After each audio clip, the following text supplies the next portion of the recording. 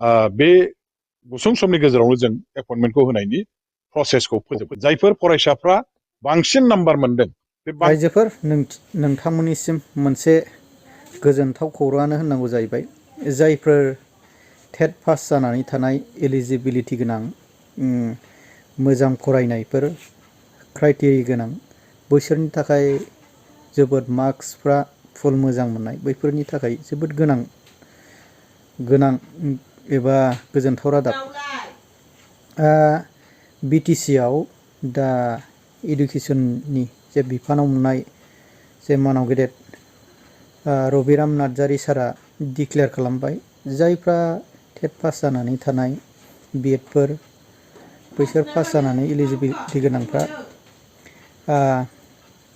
सरखारि जे टिचार मोननो हासिगौ। जे सारनि बुंनायखौ खोनासंनानै लाग्रो।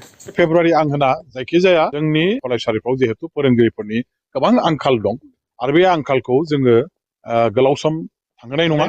बे गुसुं समनि गेजेरावनो जों एपइन्टमेन्टखौ होनायनि प्रसेसखौ फोजोबगोन। जायफोर फरायसाफ्रा बांसिन नाम्बार मोनदों बे बांसिन नाम्बार मोननायनिफ्राय जोङो गोजौनिफ्राय सानख्लायनानै जोंनिनो मेरिट गथ'फोरखौ मेरिटरियास जायफ्रा स्टुडेन्टफोर दं बिथांमोनखौ साख्रि होनो हानायनि बेबायदि मोनसे फर्मुलाजों जोंनि बे नायबिजिरनाय हाबाफारिया जागासिनो दं। जे हाबाफारि बियो माने फुरा सोलिगासिनो दङ दा। जेखिनि माखासे डकुमेन्ट चेक खालामनाय गोबां खेलिमेलि गोबां गलाय गुजाय दङ आरो बेफोरखौ स्र' खालामनांगौनि थाखाय थिग थाक खालामनांगौनि थाखाय जोङो थन्न गासैखौबो नायजोबदों आरो बे नायनाय हाबाफारिया फ्राय जोबनाय हाबाफारियाव फैबाय। दा बेखौ जोङो नेक्स्ट आरोबाव फिजिकेल भेरिफिकेसन जों खालामगोन।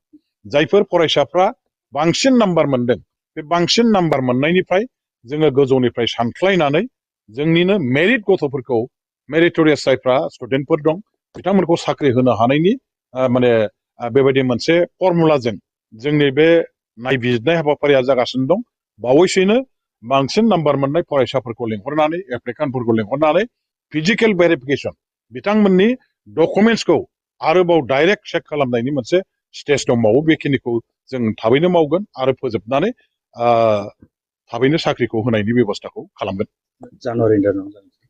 जानुवारि फेब्रुवारि आं होना जायखिजाया जोंनि माने फरायसालिफ्राव जिहेतु फोरोंगिरिफोरनि गोबां आंखाल दं आरो बे आंखालखौ जोङो गोलाव सम थांहोनाय नङा।